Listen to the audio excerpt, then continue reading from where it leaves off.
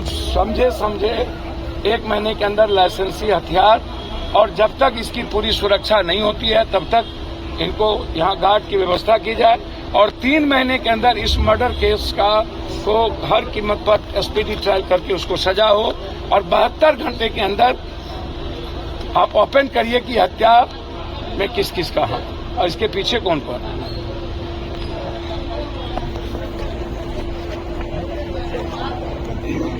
मारे जाएंगे, चाहे व्यवसायी, कोई जात नहीं होता, व्यवसायी होता, और सबसे ज्यादा सुरक्षित और व्यवसायी।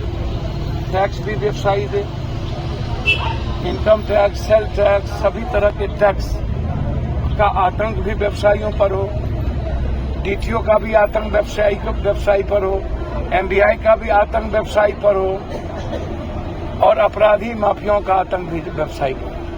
वो जेल के भीतर हो, जेल के बाहर हो, मतलब वो रंगदारी वसूलेंगे, वो आतंक पैदा करेंगे, और आतंक पैदा करके वो पैसा वसूलने का धंधा, तो क्या प्रशासन को नहीं पता है?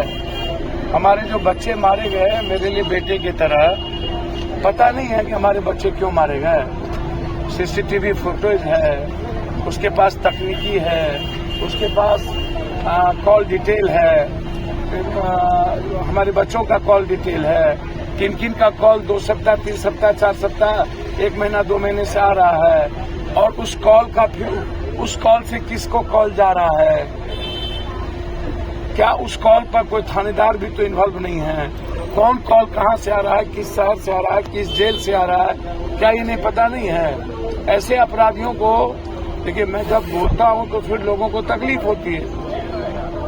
बहुत सारे लोग जो गामा बनते हैं ना, मैं तो कह रहा हूं कि यदि हिम्मत है सरकार को तो ड्रग्स रोक करके देखें, यदि हिम्मत है सरकार को तो आप पूरा का पूरा जमीन माफिया के आगोश में हाथ में पूरा शहर होता है, और हर शहर में हत्या का सबसे बड़ा कारण जमीन है, और दूसरा कारण है शराब और तस्करी, चौथा कारण अपराधियों का आतंक।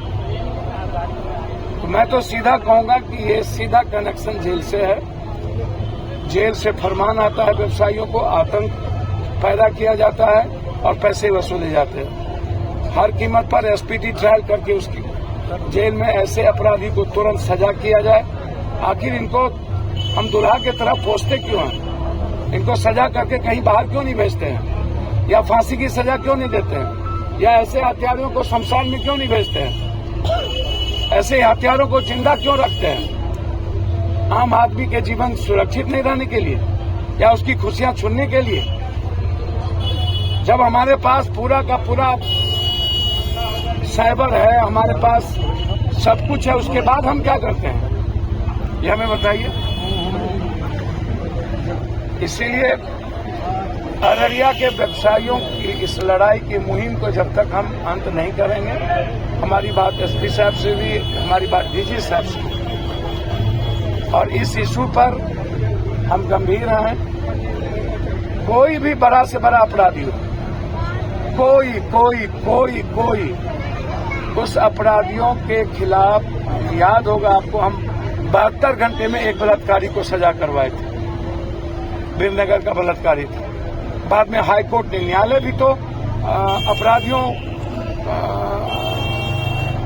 को रास्ता मिल जाता है, न्यायालय से बेल मिल जाता है, लंबे समय तक सजा नहीं होती है, क्योंकि डायरी नहीं भेजा जाता है, पुलिस के द्वारा चार्जशीट नहीं भेजे जाते हैं, और सही नाम छाड़ दिया जाता है, जो पैसे जाते हैं अपराधी छूट जाता है।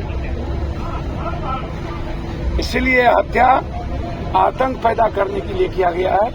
ये हत्या अररिया के व्यवसायियों में दहशत पैदा करने के लिए किया गया, पैसे वसूलने के लिए किया गया।